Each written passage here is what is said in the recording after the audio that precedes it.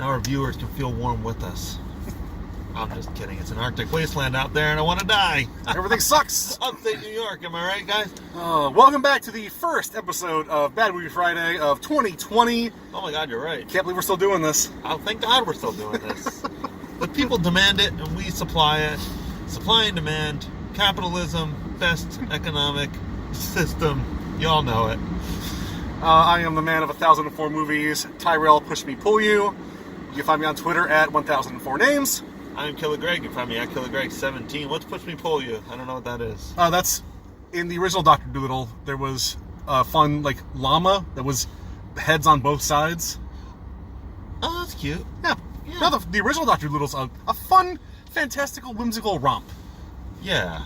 Yeah. Not this. Not this. We just got out of Dr. Dolittle.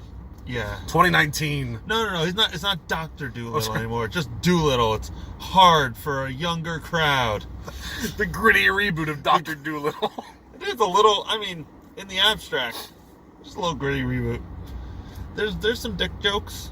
There's some butt jokes. A lot of butt jokes. Like climax of a butt joke. The entire climax of the movie was a big butt. I'm gonna nail this up just a little bit. Yeah, it's more my upper face. There we go. I like that. So Dolittle, bit of a weird one. Yes. Movie starts out with a crazy exposition that basically covers 3 movies. Yeah, where were those movies? Was that the original Dr. Dolittle? Is that... I don't know. There's 2 Dr. Dolittles, right? There's the original 60s one, then there's the Eddie Murphy one. And that had 3 Dr. Dolittles. Wait, what? Yeah. There was... He had the original, which was basically a modern remake. And then a second one, and then a third one where his daughter starts becoming a Dolittle. Oh, Junior Dolittle. Yeah. Yeah, okay. And then they stopped doing can't be what it's called. Eddie Murphy was not in the third one, I assume. No, he was. Really? I think. I don't... So this is the 5th Dr. Dolittle movie? But this is definitely more of a successor to the original, which I haven't seen since I was 4, so I don't know what the context was. Maybe Dolittle's like a series of books? Maybe. Maybe this intro was the books or something, but all of those movies seemed good. Like a better idea than this one. Also, not a Disney movie this time. I could have sworn this was a Disney movie. This had Alice in Wonderland, Tim Burton reimagining of an old classic written all fucking over it. In the commercials and stuff. If Tim Burton was worse at his job than Tim Burton already is. Yeah. I gotta find out who directed this, because this was not good.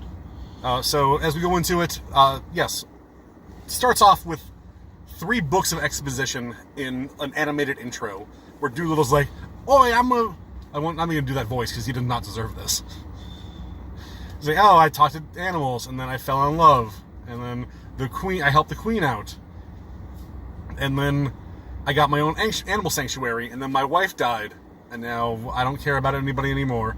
So now I'm going to prove my intelligence against a gorilla in chess as I lock myself away forever." Which I get.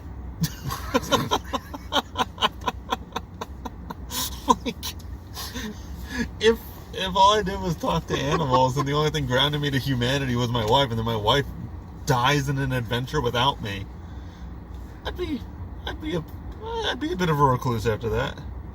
I never got that was the one thing tethering him to humanity was his wife. It's not like he was like, oh, he only understood animals, he never understood people. I never got that that dark side of him. I just feel like I think a better movie would have. I think that was the intent. I think a better movie would have expelled upon that. Yes, you're not wrong. Right. I just don't think that's what we saw. I think that's what we were led to maybe read into, but I never got that until you said it. You're right. Maybe I just assumed a good movie would have that in it, and this was not that. So you're right. Oh man, are you fucking with me? IMDb's being a real asshole today. So, do you want to go the movie is he needs to go and save the queen who's been poisoned, and more specifically, and this is kind of part of it, I think. He doesn't give a fuck about the queen. He's not like, oh, the queen got poisoned, she was my friend. If the queen dies, he loses his animal sanctuary. That's what gets him out of the house. Yeah. Not that his good friend, the Queen, who in the prologue they very strongly imply is like his good friend. It's not that his good friend, the Queen, is dying. It's that when the Queen dies, he loses his home. And more specifically, the home for the animals. Yeah. Like, he tells the little girl to fuck off. He's like, I don't care what you're telling me. Go away. The Queen's dead? Cool. Yeah, like, good point, yeah. Gave me my house for life. Oh, it's her life? Twist. Yeah, that's the twist. Better go save that bitch. I just want to touch on Robert Downey Jr. as Dolittle for a minute.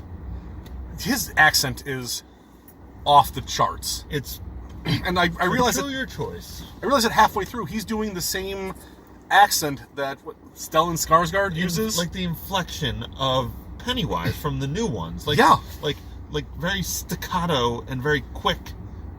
Like, and he does like little like lightning sentences in a row. And it's the same tone. He was like, "Oh, I guess we'll have to go and figure out where to get nightshade. Yes. Are we going this way?" Yes. It's weird. It is a weird choice. Why not just do your Sherlock? You were a great Sherlock Holmes. Right. You can play eccentric smart guy without doing a weird voice. And like, this is a kids movie. Like, I thought it was a Disney movie. It's not. But this is a movie for children. There were children in this theater who seemed to be having a good time. On a Tuesday afternoon, go to school. Yeah, right. You're not sick. If you already should be at the theater. Yes. Give me the cough, you dicks. I don't want mono. No, you can't get mono from that. I don't want the flu. You'll get mono from those kids, Ty.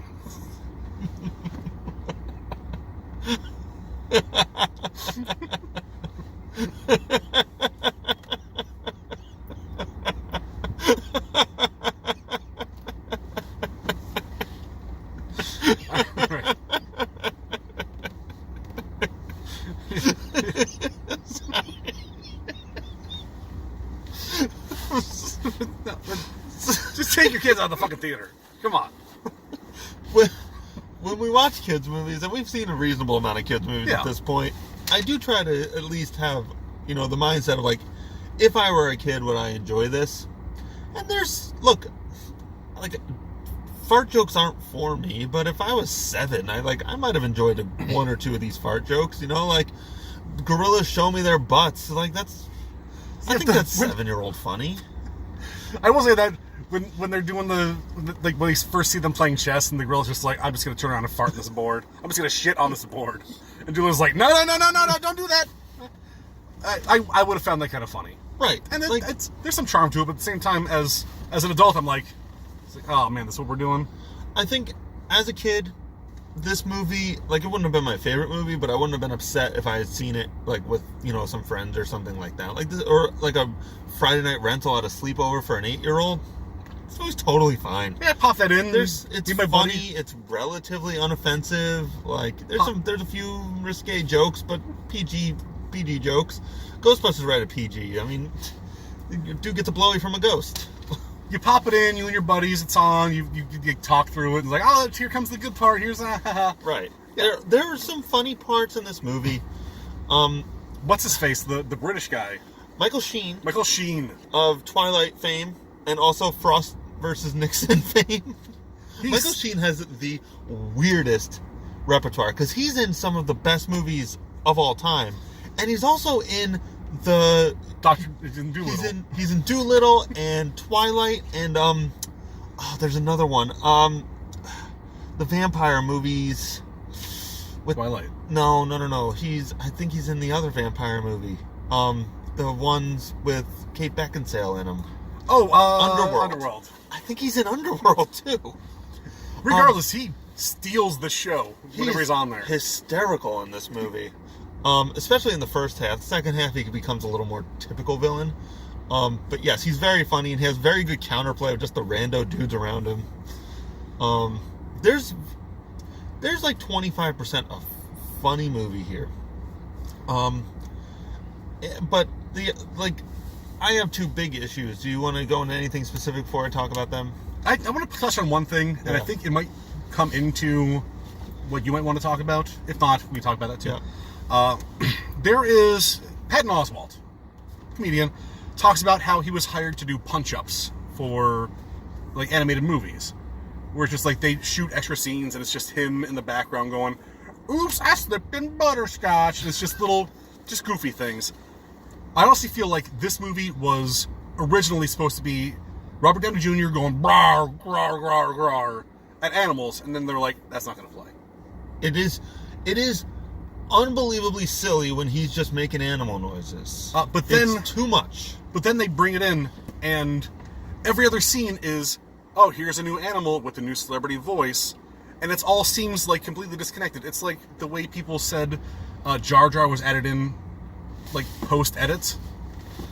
So it's like you get this thing where he's talking to ants, and it's like, hey, I need you to unlock this door so this boy can go in there and steal this thing from this guy. And then it's like, oh, yeah, but what if we have a Dragonfly Jason Mantzoukas go in there and talk about how they do a little Godfather joke?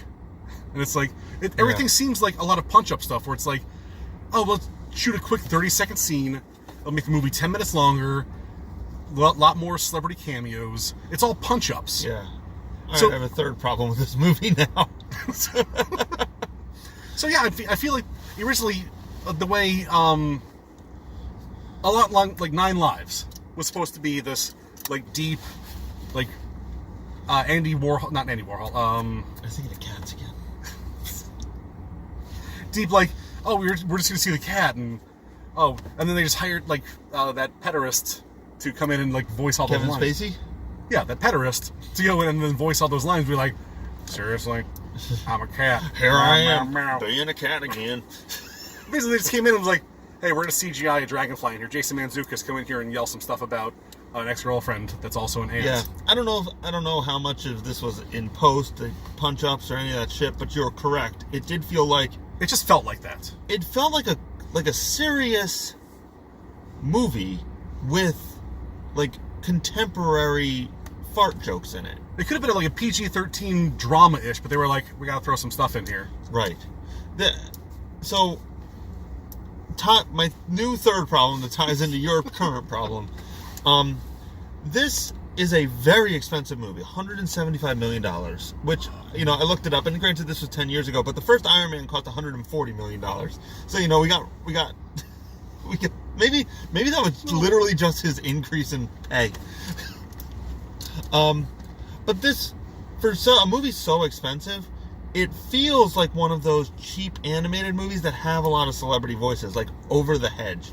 Any animated movie, usually from like DreamWorks or whoever makes Despicable Me, Illumination, where like the animation sucks, the plot is bad, all that stuff, but like when they're like starring, it's like bam, bam, bam, bam, bam, bam, bam, bam, bam, bam, yeah. And featuring bam, bam, bam, bam, bam, where there's 17 celebrity voices in the trailer.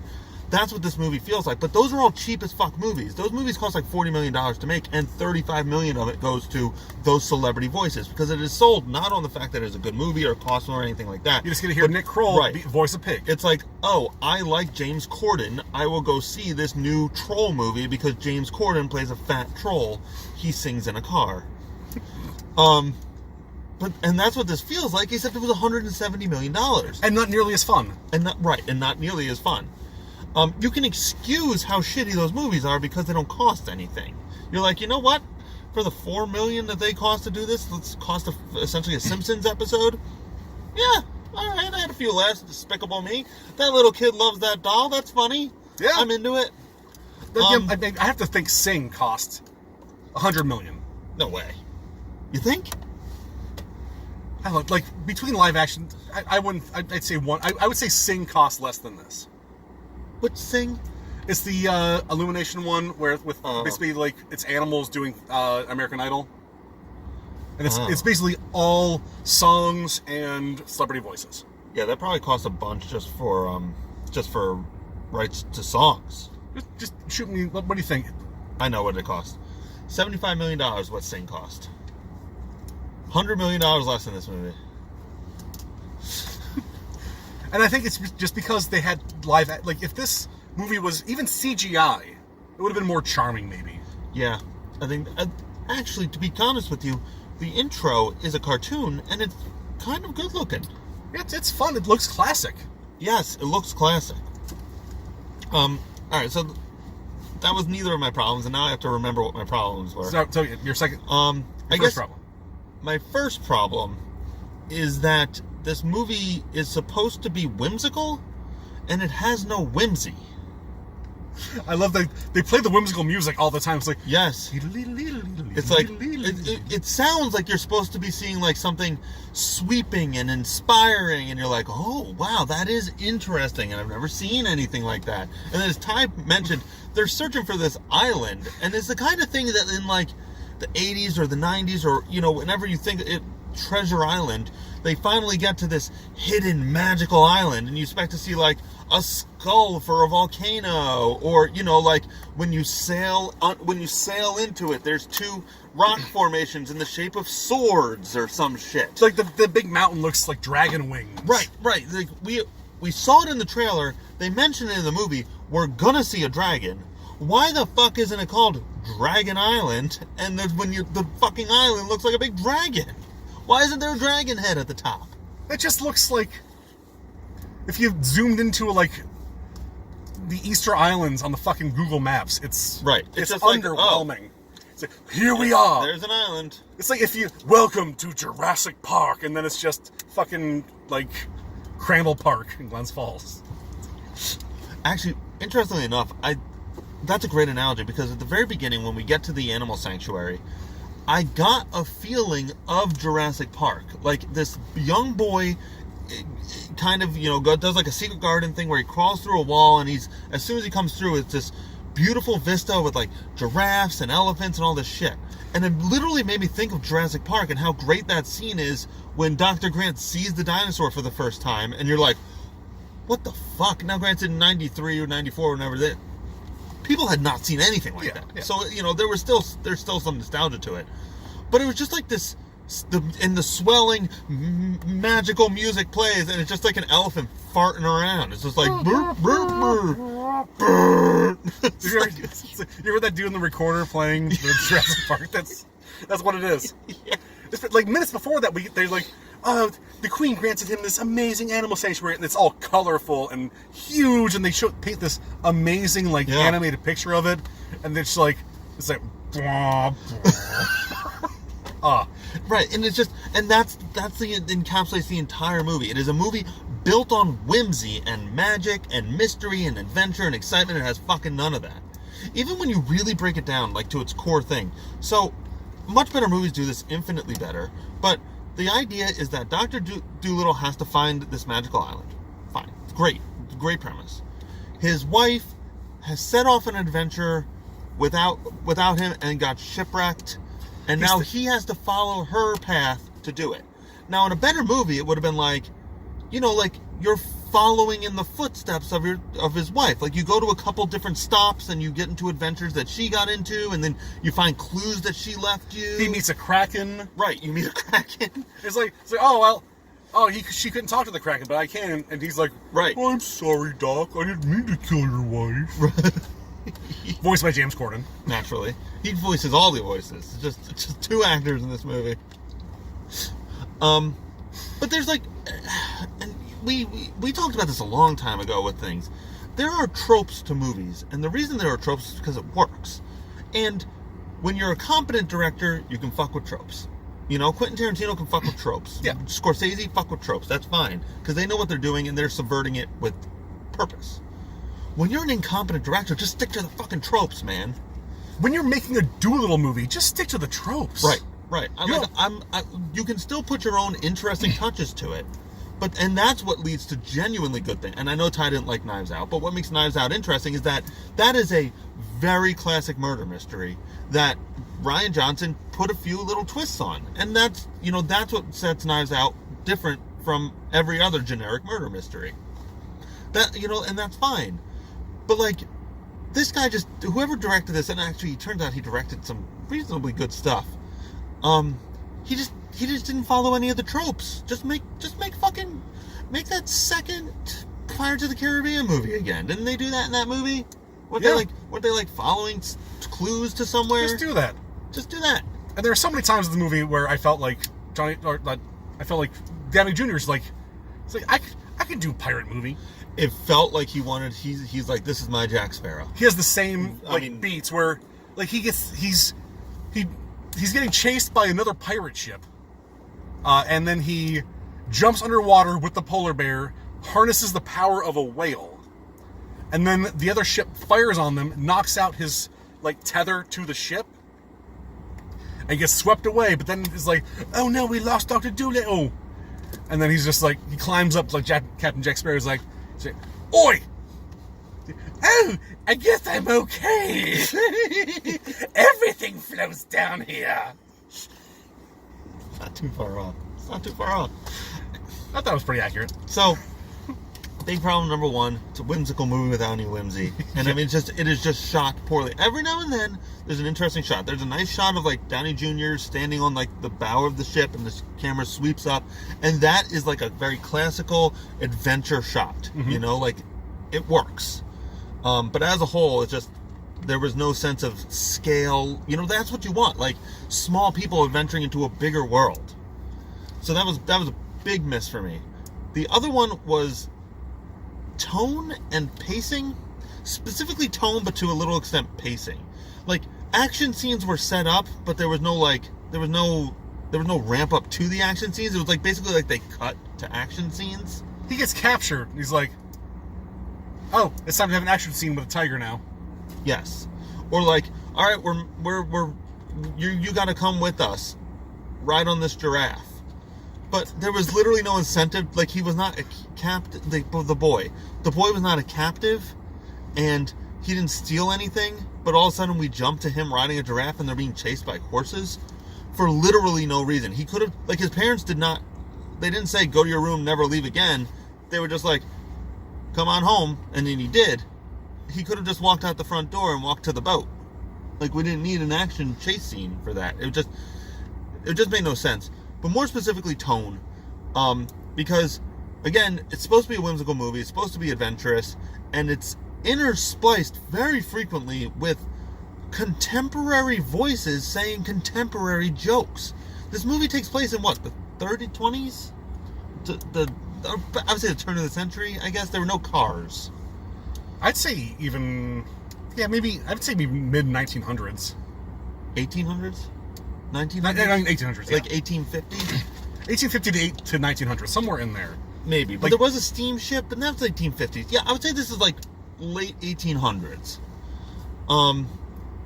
But like whoever played the squirrel just spoke normal American. I mean, a joke that was like, T-Pain language, right? I don't know who it was, but he spoke just like T-Pain showed up and spoke like that. John Cena sounded like John Cena. He's calling Kumail the ostrich bro all the time. Right. I mean, there's so and it is a movie set in England during the late 1800s, and all of the animals sound like Ty and I sound right now, right this second. And then they're telling dick and fart jokes. Yeah, dog. It's not lit at all. I don't think anyone said lit, but it might as well have. You know, we're making mafia jokes between the bug and the ant. Yeah, it's the straight goth. The ant's like, you want to come here on the day of my daughter's wedding? It's like, yeah, that's right. Straight from The Godfather. I mean, right? It's a quote.